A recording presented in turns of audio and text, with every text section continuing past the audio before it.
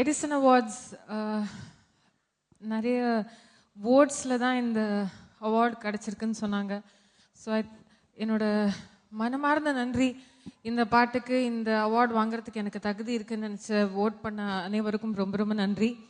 And more then anything else, இந்த திரைப்படத்தின் இசையமைப்பாளர் திரு சத்யா அவர்கள் நான் நிஜமாவே ரொம்ப சின்ன பொண்ணாக இருந்ததுலேருந்து பார்த்துட்ருக்காரு.